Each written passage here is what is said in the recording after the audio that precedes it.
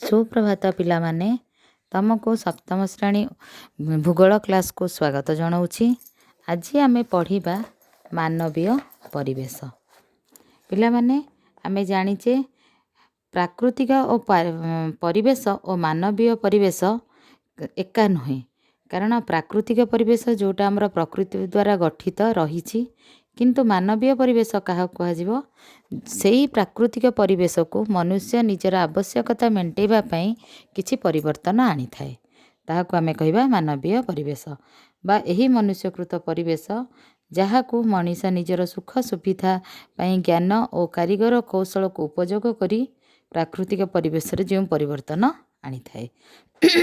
आमे जानिचे मनुष्य प्रथमे केउठी रहउतला, बण जंगल ले पर्वत गुंफारे बास करथिला। से जंगल पशु पक्षी शिकार करी फलमूल संग्रह करी आउ नदी माछ धरिकी तार खाद्यर आवश्यकता मेंटाउथिला। ताले आमर कौन है से आदिम मनीष धीरे धीरे कौन कला जनबसती को स्थापन कला। तेणु आस आम जानिबा किपरि से जनबसती स्थापन कला। तार मौलिक तार जीवन धारण पाई तार मौलिक आवश्यकता कौन कौन, खाद्य वस्त्र आउ बासगृह। तेणु से कौन कला खाद्य अन्वेषण रे ताकु जो विभिन्न स्थान को जीवाकू पड़ुला आउ सेठारे से अस्थायी भावे बास करिकी रही जाउथला, ताहाकू आमे कहूतिले अस्थायी जनबसती। किंतु जेतेबेले मनुष्य धीरे धीरे कृषि कार्य शिखिला एवं से ताहा एक श्रम भित्तिक होइथिबारु से ताको परिवार सहित कृषि क्षेत्र निकट रे रहिबाकू पड़िला। एहा फଳରେ तार कृषि कार्य सुचारू रूपे करिबा आउ तार जो बड़का कृषिजात पदार्थ रहिला ताको साइतिकी रखिया पई तार गृहर आवश्यकता पड़िला। तेणु सेथिपई से कौन कला सेही नदी कूଳରେ जोंठी कृषि कार्य करुथिला सेठारे से तार स्थायी गृह निर्माण करने को लागिला एवं एहीपरि भाବରେ से निज परिवार अन्यर परिवार सहित रही सेठारे गोटे गोष्ठी भाବରେ बसवास करने को लागिला। ताहाकू आमे कौन कहले स्थायी जनबसती। कृषि उपरे निर्भर करी स्थापित होइतिबा ए प्रकार जनबसती को कौन कहगला ग्राम्य जनबसती।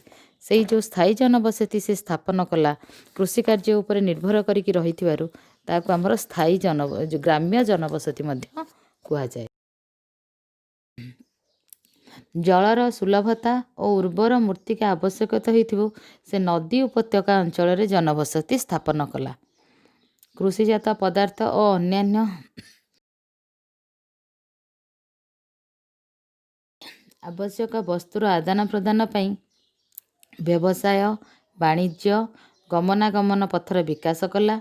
अधिकांश लोकंकर खाद्य वस्त्र बासगृह उपकरण इत्यादि आवश्यकता पाई उत्पादन शैली मध्य परिवर्तन आनिला। एहाकू केंद्र करी पृथ्वी रे उन्नत सभ्यता विभिन्न नदी उपत्यका रे गढ़ी उठिथिला। ताले तार प्रकृत उन्नत सभ्यता केउठी गढ़ी उठिथिला पिला माने नदी उपत्यका मानकरे, कारण नदी उपत्यका मानकरे जनबसती जो कृषिजात पदार्थ से उत्पादन करुथिला निजर व्यवहार सहित तार व्यवसाय करियाकू ताकू सुविधा हला। अन्य जनबसती सहित नदी माध्यम रे तार गमनागमन सुविधा हला। तेणु तार उन्नत सभ्यता मान आमर नदी कूल रे स्थापित होइथिला। सेतिपई उत्पादन केंद्र विभिन्न व्यवसाय और वाणिज्य सेवा केंद्र इत्यादि जनबसती स्थापित हैला। यही प्रकार जनबसती को सहर बा नगर जनबसती कहा जाउ। पिला माने आमे हमर परवर्ती क्लास रे जनबसती और विभिन्न प्रकार जनबसती संबंध रे पढ़िबा। धन्यवाद।